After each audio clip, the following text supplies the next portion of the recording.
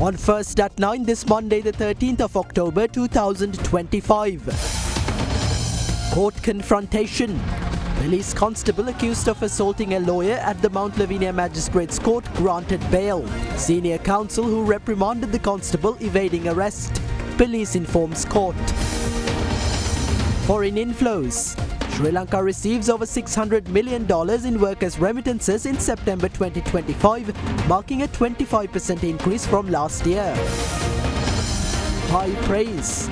WHO Director General praises Sri Lanka's healthcare system as comparable to that of developed nations as the 78th WHO Southeast Asia Regional Committee session begins in Colombo.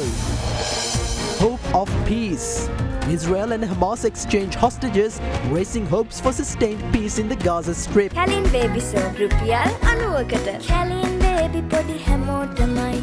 Homelands Expo 2025 Property Investment Forum and Exhibition. Join us on 11th October, Hilton, Colombo, from 10 a.m. to 6 p.m. Call 0710 111 444. From Derana, this is Derana First at 9. Live from Studio 24 in Colombo. Good evening, you're joining First at 9, brought to you by Sri Lanka's most trusted news source, Derana. I'm Tarindu Mahendra, joining you live with the latest in Sri Lanka and around the world. In your top story this evening, hope has dawned for an end to the 2-year-long Israeli-Palestinian conflict, which has claimed the lives of more than 67,000 people, including countless children.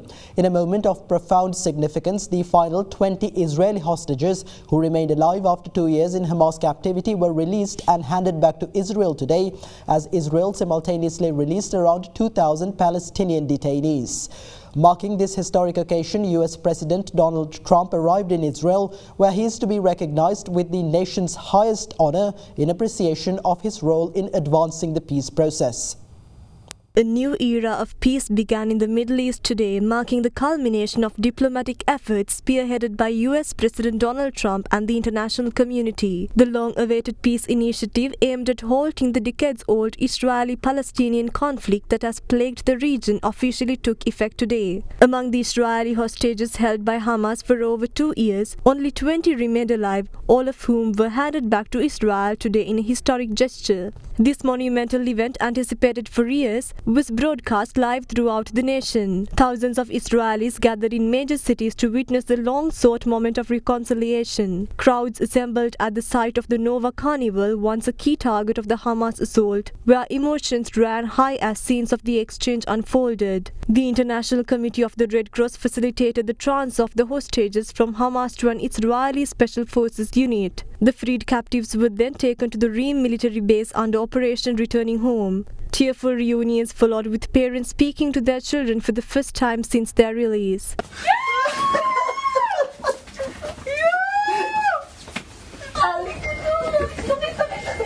Simultaneously, Israel released around 2,000 Palestinian detainees, including 250 identified political prisoners. Reports indicate that Israel has also agreed to free 7 senior Hamas leaders, some serving life sentences in response to the group's demands. President Donald Trump arrived in Israel for a brief 4-hour visit to participate in this momentous occasion. President Trump, who played a decisive role in facilitating the ceasefire and the hostage releases, landed at Ben Gurion Airport, where Israeli Prime Minister Benjamin Netanyahu and President Isaac Herzog welcomed him. His Middle East envoy Steve Witkoff, senior advisor Jared Kushner, and daughter Ivanka Trump were also present at the ceremony. Later, Trump visited the Israeli Prime Minister, the Knesset. During the session, Speaker Amir Ohana announced that he will rally support across the world to submit Trump's candidacy for a Nobel Peace Prize next year. Meanwhile, Prime Minister Netanyahu confirmed that he has submitted Trump's nomination to be the first non-Israeli recipient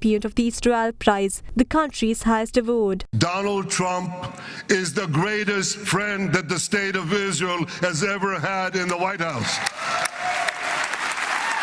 You are committed to this peace. I am committed to this peace. Together, Mr. President, we will achieve this peace.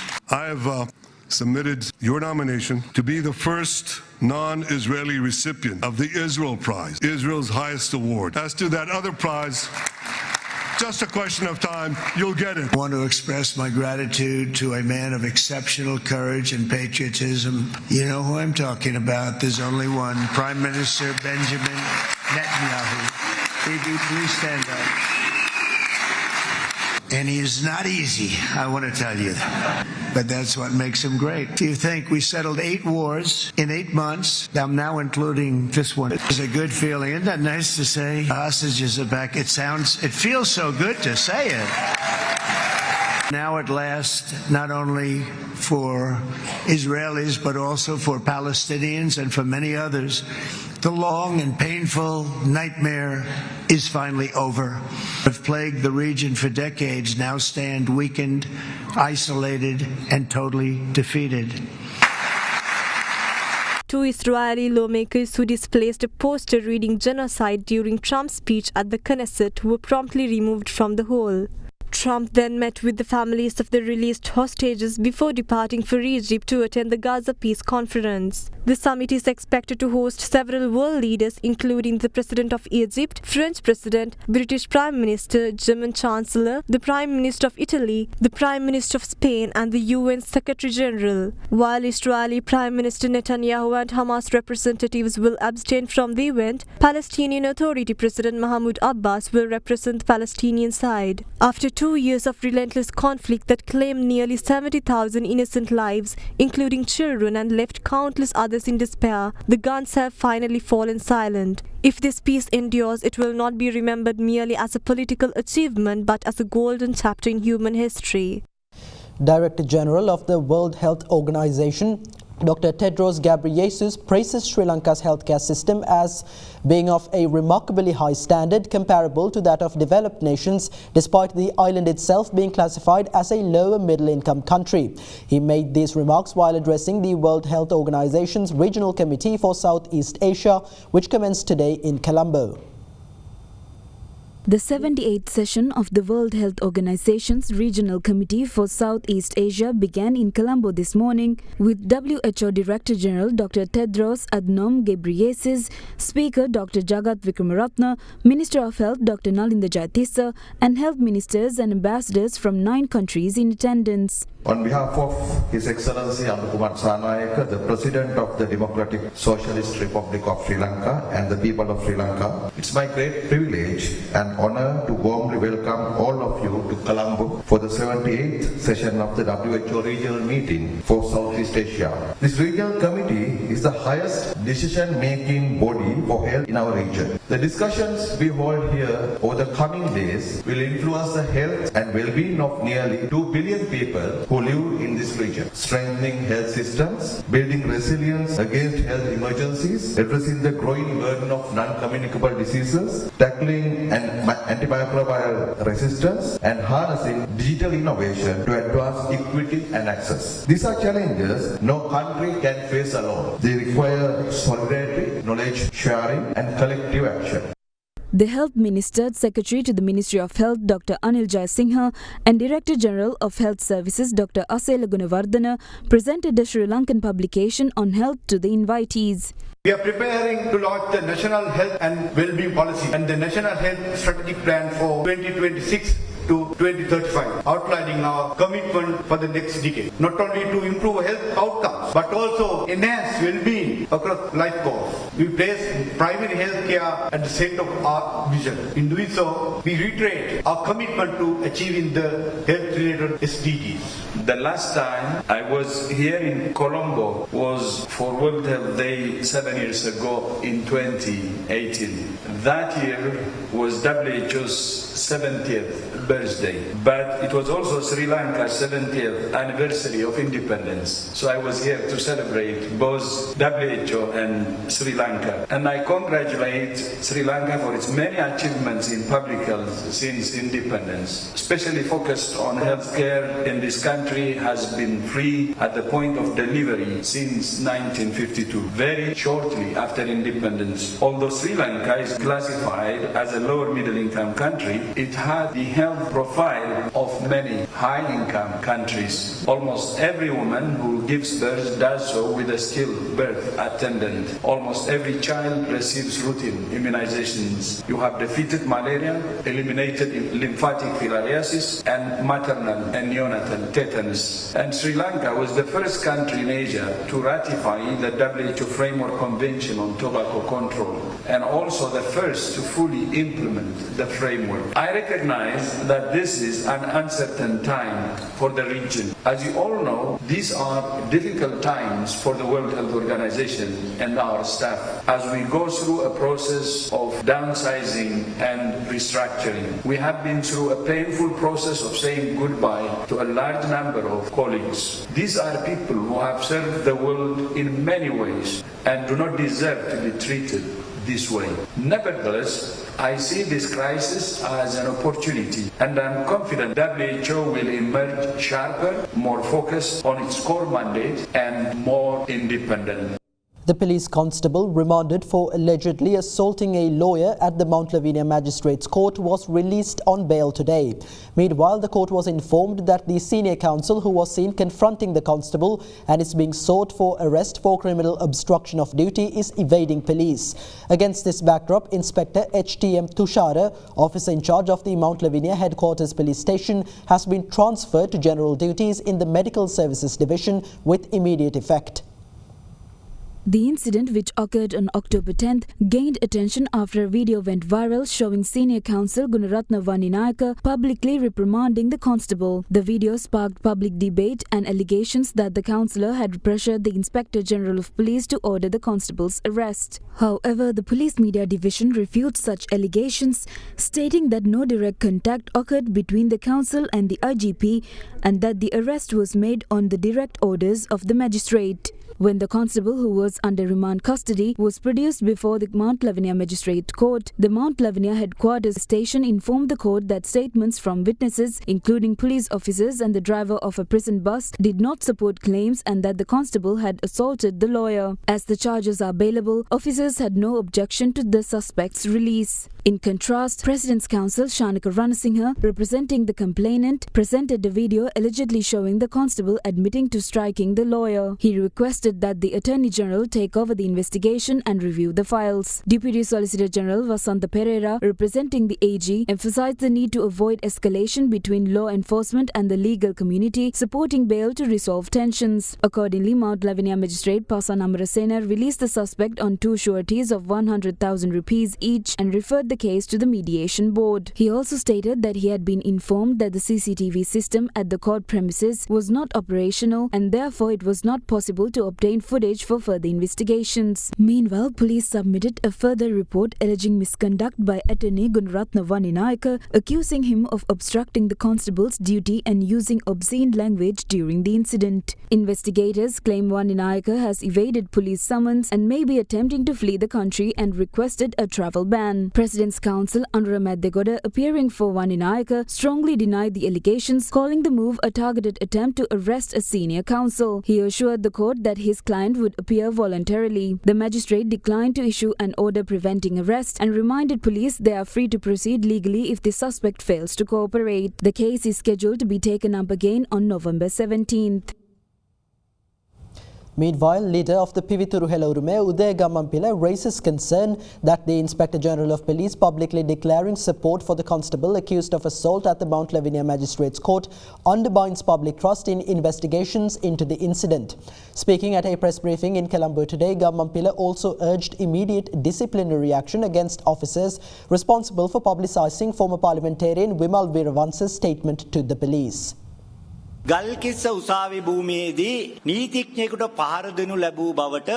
Inspector General of Police told the media that he will stand in support of the constable who was accused of assaulting an attorney at the Mount Lavinia Magistrates Court. In case of conflict between the police and lawyers, the IGP can take the side of the police or both sides. When the head of the investigating agency says that he will stand in support of the suspect, how can the public expect the investigation to be conducted fairly? Police have received complaints against senior DIGs. An IGP has never publicly said that they would take the side of a DIG. The content of Vimal Weerawansa's statement was released to the media and publicized within 24 hours. That is completely against the law. Police can only present the content of statements to court via a B report, not release it to the media. The police officers who publicized Vimal Weerawansa's statement must be immediately interdicted. Public trust in the police cannot be rebuilt until then. If this trend is allowed to continue, the police might broadcast statements live on Facebook, allowing criminals to easily recognize those providing evidence against them. We would like to emphasize to the IGP that public funds, not those from the JVP headquarters, sustain the Sri Lanka police. ගරු පොලිස්පතිතුමනි අපේ පොලිසිය නඩත්තු කරන්නේ මහජන මුදලින් මිස පැලවත්තෙන් නොවේ. Several deputy ministers appointed following the National People's Power government's first cabinet reshuffle officially assumed their duties today. Among these were Deputy Ministers Professor Anil Jayantha Fernando, Nishantha Jayavira, Aravinda Senarath, Mohammad Munir and Dinindu Saman Kumara. The newly appointed Deputy Minister of Finance and Planning Professor Anil Jayantha Fernando and Deputy Minister of Economic Development Nishantha Jayavira assumed duties at the Ministry of Finance. The officials here made immense sacrifices to help bring this country out of economic crisis. We expect these officials to continue their hard work and further contribute to economic development. As development progresses, our economy will expand and the resulting benefits will flow to the citizens.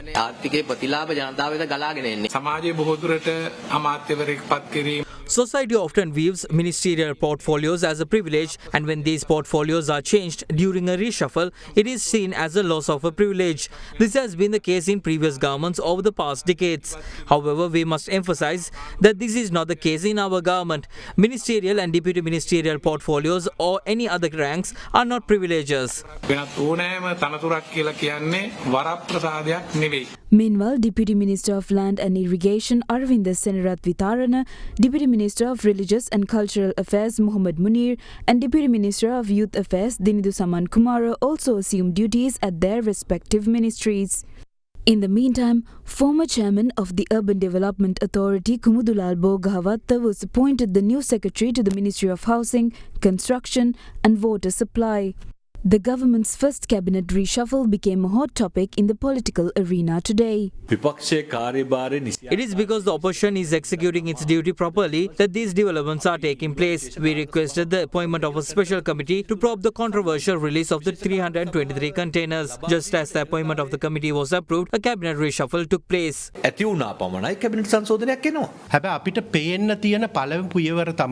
The first significant step we see in the removal of the ports portfolio from Minister Bimal Ratnayaka. We must carefully examine the connection between narcotics trafficking and the release of these containers.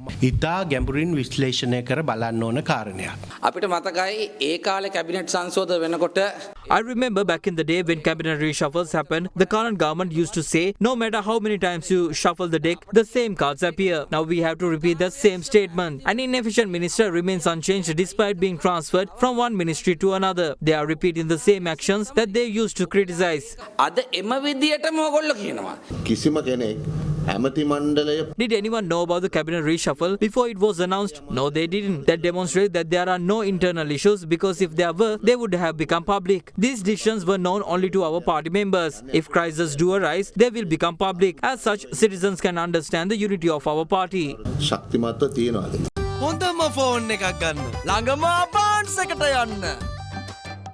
The World Education Fair 2025's entrance free. Register now. Welcome back. Now, a heated situation erupted this afternoon at the Ministry of Energy when security personnel attempted to remove two representatives of the Jatika Nidahas Sevaka Sangamaya during a discussion between electricity trade unions and the Minister of Energy. The meeting, chaired by Energy Minister Kumara Jayakodi, brought together representatives of trade unions affiliated with the Ceylon Electricity Board to address issues arising from the ongoing restructuring of the state power supplier. Journalists capturing the incident were obstructed by individuals at the scene. Meanwhile, a member of another trade union who was allegedly assaulted amid the commotion was rushed to hospital in an ambulance. Meanwhile, President Anura Dissanayake chaired a special discussion this afternoon at the Presidential Secretariat with key representatives of plantation companies on increasing estate workers' daily wages. The proposal aligns with public and private sector salary hikes announced in the national budget. The President emphasized the need to ensure a living wage for estate workers and uplift their living standards. Discussions also focused on practical ways to implement the wage increase. Plantation company representatives shared the current challenges faced by the industry. In response, the President reaffirmed the government's commitment to strengthening the sector and pledged full support for its development. Prime Minister Dr. Harini Amarasuriya says the government is committed to introducing structural and social changes to boost women's participation in politics and leadership. Attending the Global Leaders Meeting on Women 2025 in China today, the Premier also expressed concern over the growing global pushback against gender equality and human rights. Prime Minister Dr. Harini Amarasuriya attended the Global Leaders Meeting on Women 2025 at the Chinese National Convention Center in Beijing today. The Prime Minister was welcomed by Chinese President Xi Jinping and First Lady Peng Liyuan.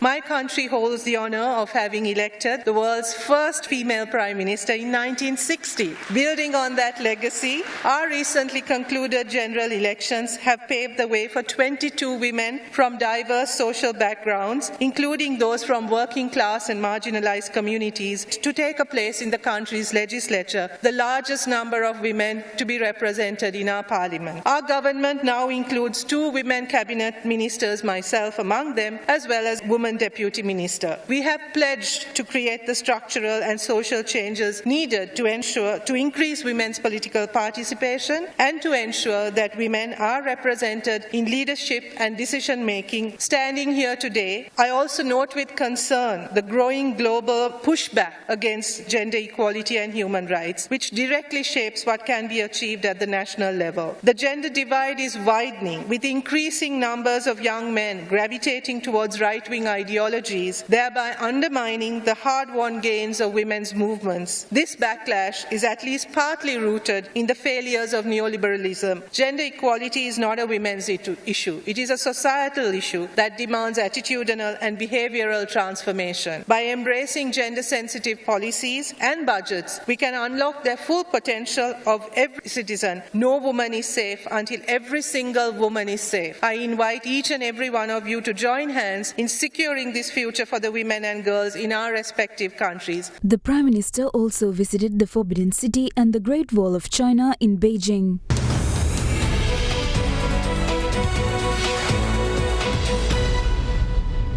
Welcome back. The world's financial leaders have gathered in Washington, D.C. as the 2025 IMF World Bank annual meetings officially got underway a short while ago.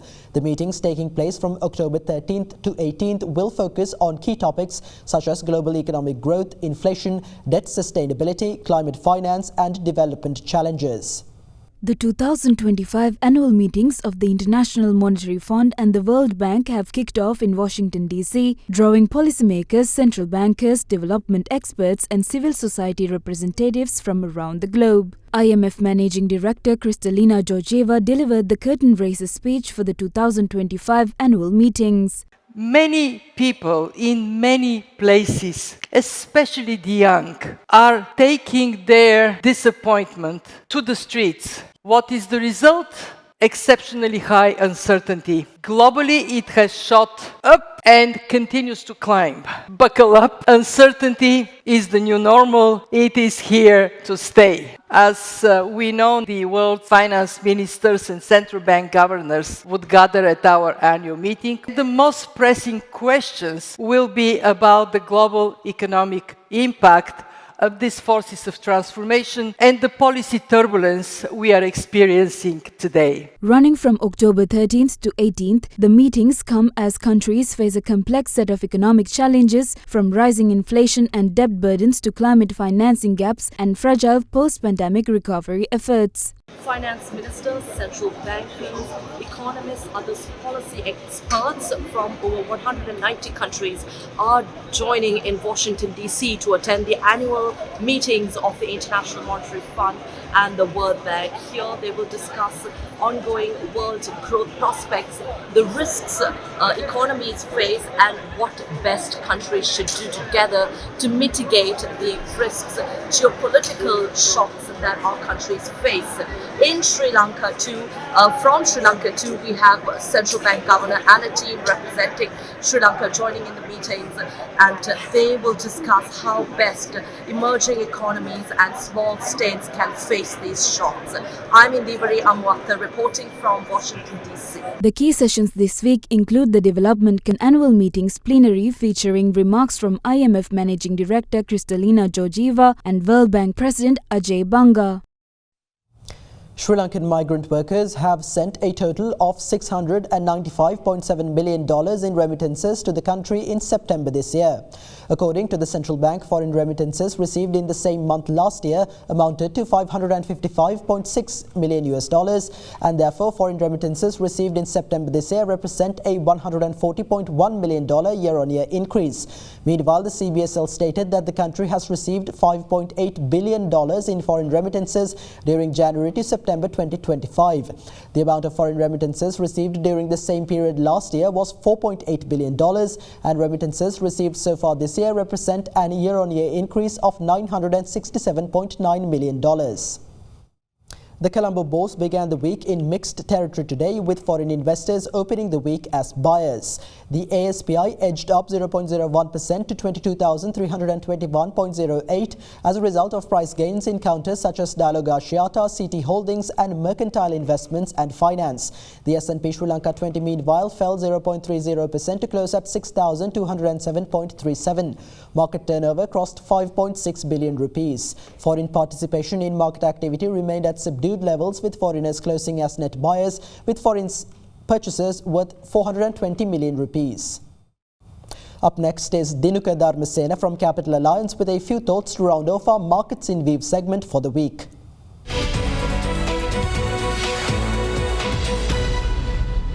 The domestic stock market climbed throughout the previous week, with the all-share price index rising 1% from 22,095 to 22,319, while the S&P SL20 gained 0.6% from 6,188 to 6,226. Market turnover increased 11.2% from 37 billion rupees. Additionally, the government raised 19.1 billion rupees at last week's Treasury bill auction, with 3 months yields slipping by 1 basis points, while 6 and 12 months yields remained unchanged.